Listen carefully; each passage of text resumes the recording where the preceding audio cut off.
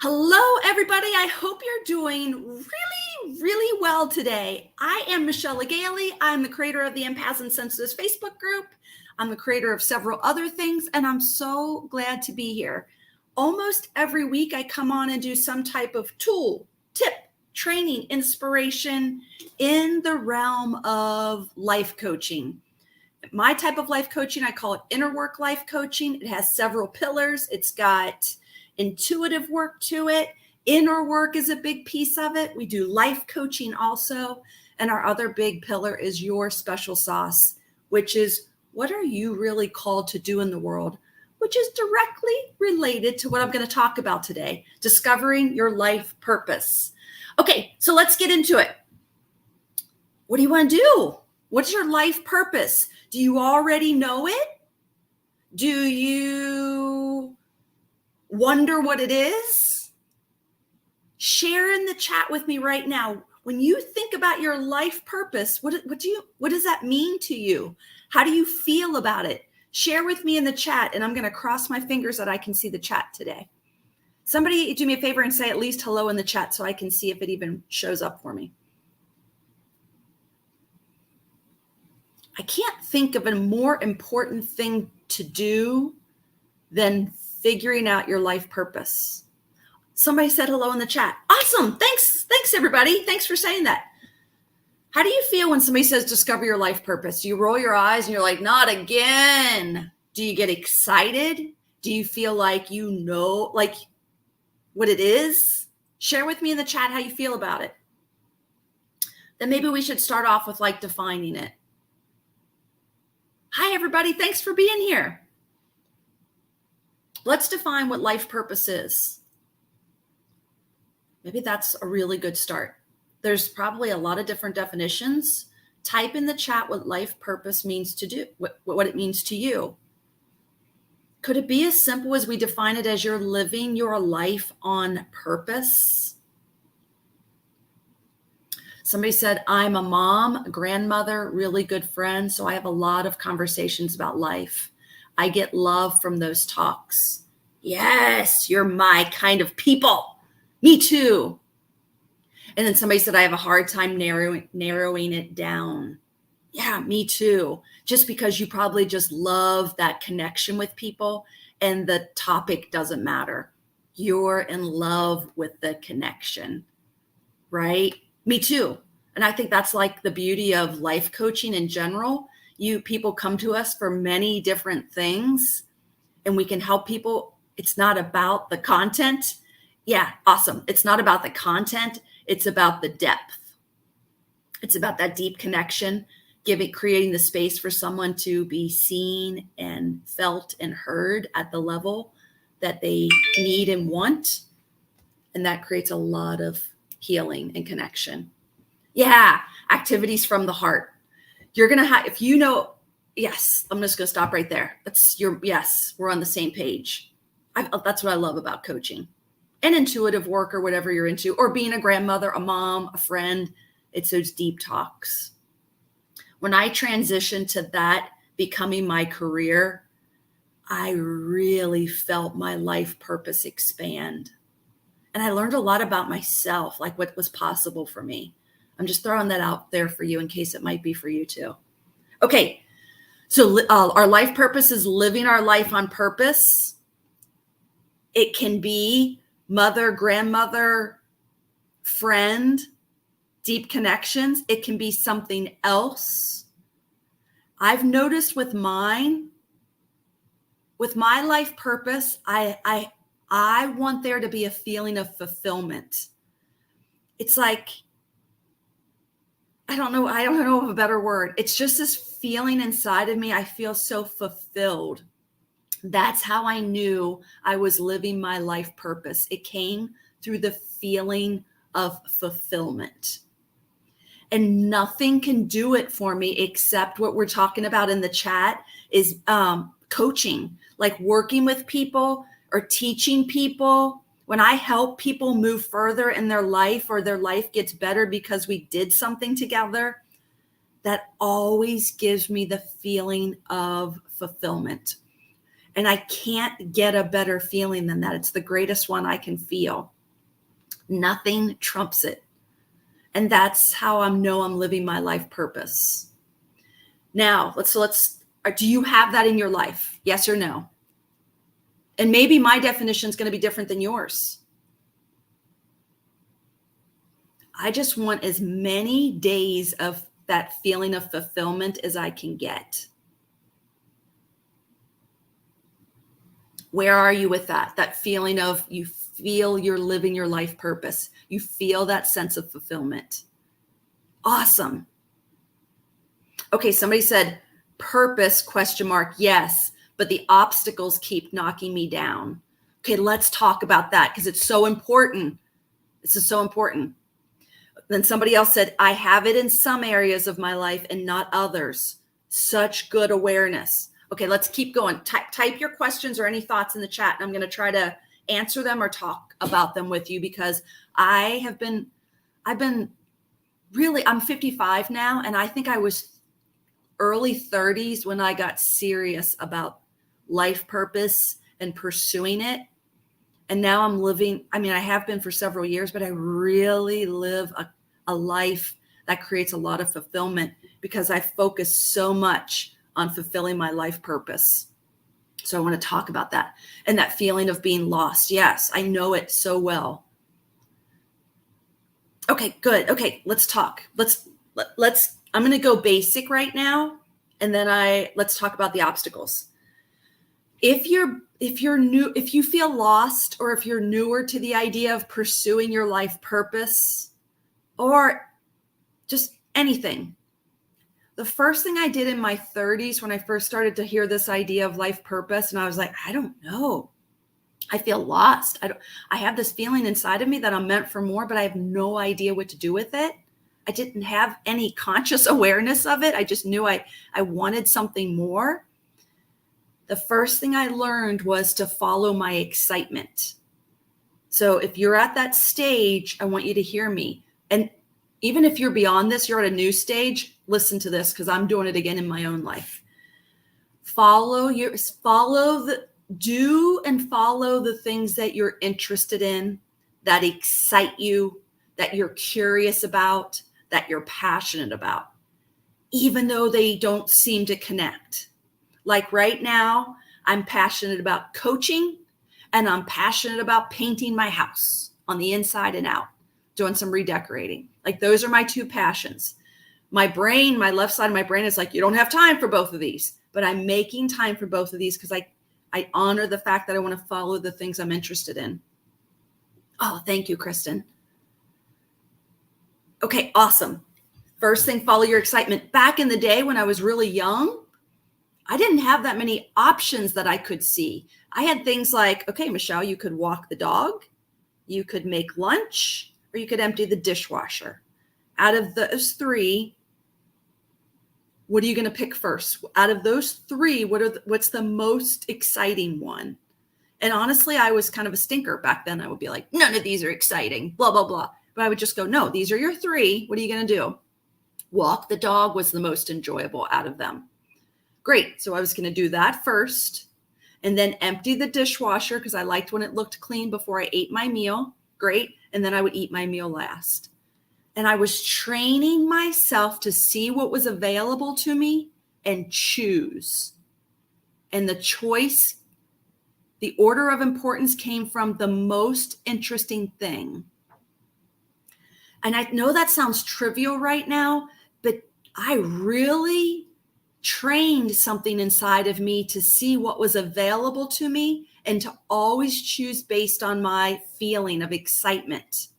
And it has really led to a life of me living my life purpose. So if you keep choosing the most exciting things, you have no choice but to be on the path of your life purpose. Your life purpose is full of enjoyment, excitement, adventure. Okay? So there's that piece. Now, I bet many of you and me too would say, but we've got responsibilities. I have a job. I have kids. I've got to pay my rent, that kind of stuff. That is an obstacle to living my life purpose. And I don't think so. Here's what's something I've been practicing. I've added, honestly, not that long ago, I came back to this thing. So even though I've created my life purpose with my coaching business, there's a lot of pieces to it that I don't like. Admin, management, paperwork. I just want to connect with people and work with them. Marketing. Like there's so many pieces that I have no interest in that I actually have to do to run a successful business. So and that sometimes is most of the time ends up being way more than me actually doing the part I love. So how do we do that? I'm doing things out that don't even feel like they're part of my life purpose. This is where we can really build the muscle. We can bring into those things that seem like obstacles to living our life purpose, or we can bring in love and joy. So one of the things that I do, I try to remember every day, and I'm back to it because I got low again, is how do I do this activity with love and joy? How much love could I do this activity? And me expanding love in whatever activity I'm doing is part of my life purpose. I'm going to say it again because I'm thinking you can do it too. Me practicing being in love, happiness within an activity that I would normally not feel that way, is a growth opportunity for me and my soul, and growth opportunities is part of my life purpose. Does that make sense? Now, it's not rainbows and unicorns all the time. Yesterday, I was crying about it. Like I was stomping my feet like a toddler about it. And I knew it would pass. And today it's a lot better today. I came to it a little bit differently today. I'm like, I'm going to try again. I'm going to come to this with love, joy, and excitement. And I really worked on it this morning before I sat down here. That I believe that is me and you living our life purpose. Now, there is a point where you might max that out, and that'll be up to you to decide. There might be a point in our work, the obstacle, where, like, if I'm going to leave something, if I'm not going to do something anymore, if I'm going to choose not to do something and if I'm going to choose to not do something anymore, I'm going to make sure that I've put as much love and joy and compassion into it before I let it go. I'm not going to let it go just because it feels bad. I'm going to give it everything I got. I'm going to get all the growth out of it. And then I might see that it is the end of it for me and it's time to let it go and create space for something new. Does that make sense, everybody?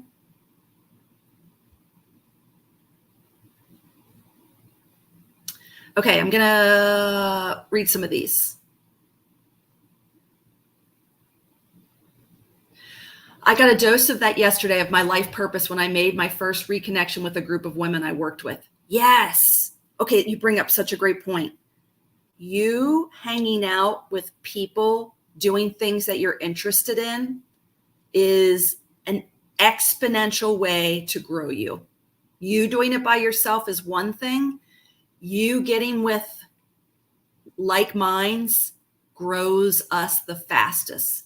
And it can be challenging for empaths and sensitives because I think we like to be by ourselves a lot. So it is a challenge, but I'm telling you, the growth opportunity and the perspectives that you'll get in those connections is 10x. Somebody said, I feel lost currently. Okay, I get that. I felt it so deeply yesterday and over the weekend. And here's one thing that helps me when I feel lost. Remember that it's just a feeling and that it will pass. That's really helpful. And the other thing that the mindset piece that really helps me is I see our growth as human beings in your life, you growing and evolving as a human being. It's just like a birth. You're birthing a new version of you all the time. And some of us are doing it more consciously. So you're going to feel the excitement and the lost more than the average person if you're really conscious about it. And we are those kind of people here. So if you believe the idea that you are birthing a new you, a new version of you, the greatest next version of you, a birth by its nature has times of pushing forward and expansion, and then it'll have times of contraction where it actually contracts. For me, those feelings of feeling lost and I want to quit and I'm down and I don't want to get out of bed, I call those contraction times. And it's part of the birthing process. So I know it's just part of the process, even though I don't like how it feels. I don't really like how birth feels either, but we're going to do it. So we're going to be okay that this is just part of the birth. A contraction is part of the birth. And then ready yourself, take good care of yourself in the contraction, and then prepare yourself for the expansion. And for me, when I'm in the expansion, I really ride the wave. I get a lot of accomplished. I leverage my time. I leverage the excitement and energy I feel because I know a contraction's going to come. And I'm just not going to have the capacity like I do in the expansion. And this is the process of birthing a new you. Does that help the person who says, I feel so lost? I feel so lost currently. So you can just be by yourself and see it as the birthing process. You can seek help from someone who's been there, done it, and you like where they're at. Hire that mentor or find a group of people who can help you. Those are my biggest suggestions. My own struggles sidetrack me from focusing on helping others move forward, as if me not moving forward holds us all back. Yes. It's so great that you have awareness around that, and that might be plenty. If it's not, I think my next question would be, how do you resolve that? If your own struggles sidetrack you from focusing on helping others move forward, first of all, ask yourself, is that a problem? And if it is a problem, how do you know it's a problem? And if you know it's a problem, what do you want to do about it? What would you prefer? Okay. Somebody said, follow the excitement. I love that. Yes, I do too. It is such a powerful exercise. When I ask you to do it, it sounds simple. And I think people will mistake that for not valuable. But try implementing it in your life for an entire week, like every hour or maybe 3 times a day at every meal, breakfast. You go, what's the following my excitement? What am I going to do at work today? What are my options? What will I do first if I'm following my excitement? At home, you're at home and you have many options. You say the same thing. If I was going to follow my excitement, what would I do first? It is such a strong exercise that will bring, you're going to see so many more options available to you in your life. I'll give you an example. I've been practicing that for many years. And then I started to have this excitement grow into me about developing my intuition. I had had a fascination and interest in it for so many years. And then an opportunity came up for me to work with a group of women. And maybe that opportunity had been there for years, but I hadn't seen it, but I saw it. And it did. Instantly, I said yes to it because I had trained myself to say yes to things that were exciting to me. Whereas if I didn't have that skill developed, I would have gone with fear, like, those people will be weird. I don't know about that. That costs too much. Who knows what I would have said. But I had been trained to follow my excitement, say yes. And that really was the path to me being where I'm at today. Okay, I'm breaking free of a 18-year abusive marriage. And at my age, I'm struggling. So my head is muddy about so many things. I want that feeling back of clarity. Yes, I do know the feeling of clarity. And congratulations to you for breaking free of an abusive marriage. That is an amazing, amazing accomplishment. And so much in your head is muddy. That makes perfect sense based on what you've just experienced for the last 18 years. I don't know if you're asking for my advice, and I don't know you, but in my first impressions are like, it would make sense that things are muddy. You just got out of something really tough. Like, that's going to take some time to sift through the mud, to take the mud through the strainer, right? It's going to take some time to heal that. And whatever way that is for you, whether you do your own coaching or get coaching or therapy or whatever you're going to do that is right for you. And then I believe that's where clarity comes.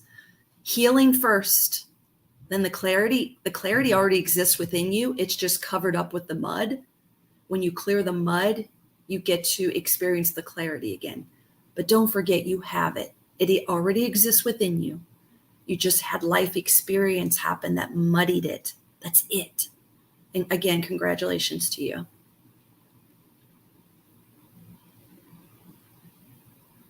Somebody said, I also went through something similar. Hang in there. Take care of you right now. And I think that's for the woman who left the abusive marriage. And I think that's great, compassionate advice. Okay. Do you have any questions? Oh, somebody said birthing is a great way to package it. I get that. Thank you. Yeah, just that reframe, especially when you're in the lost. I was in it deep yesterday.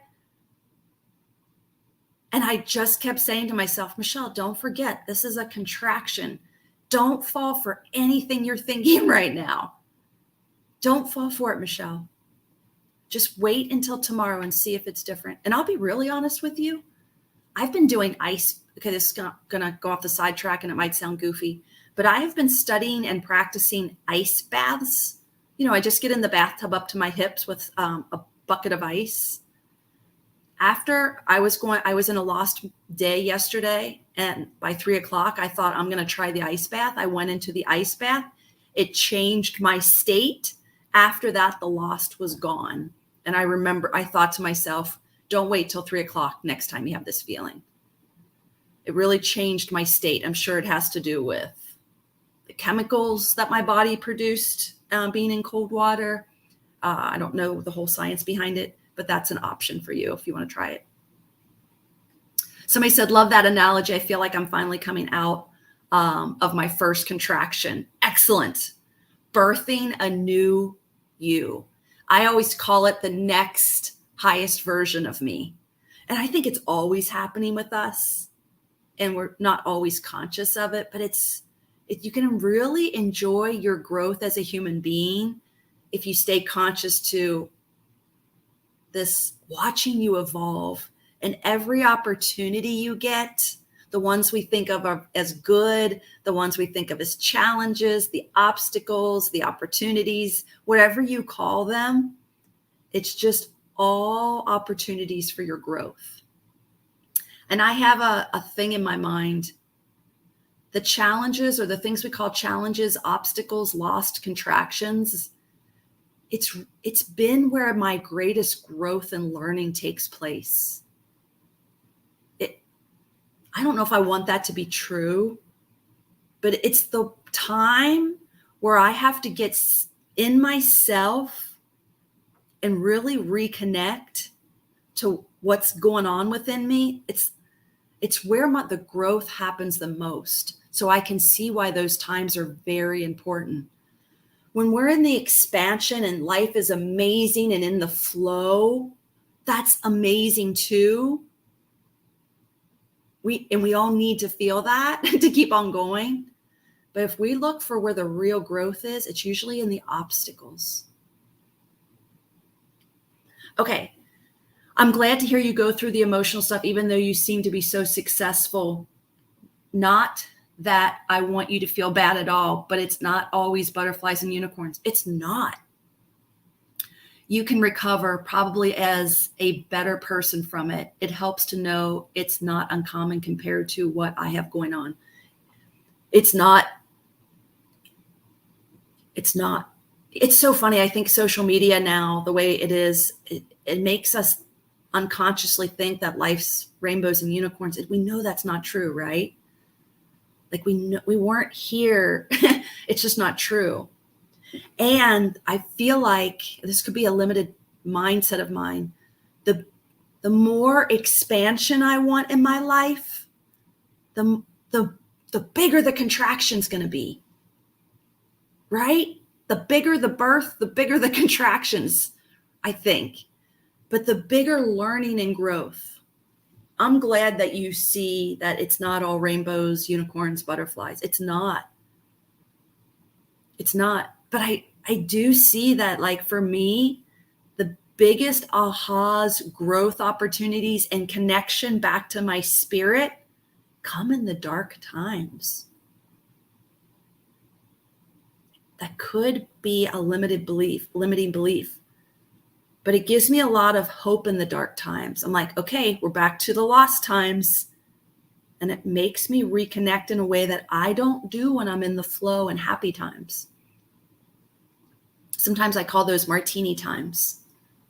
I'm just drinking the martinis, enjoying life. And both are great. We're all going to get both. Both are coming if you're living. Both are coming if you're really living life. Okay? And they're both required. Somebody said, oh, I just want to cry right now. It's hard sometimes to trust the process of going through those contractions. I know. I felt it yesterday. I want to give you everything I've got because I just went through it. So I'm about to cry over it with you because I know how you feel.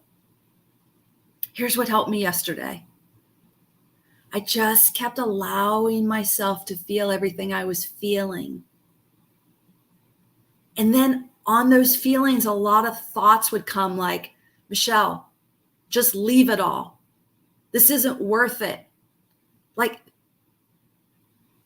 I just had all these thoughts and I just kept letting the thoughts just run through me and let myself feel it.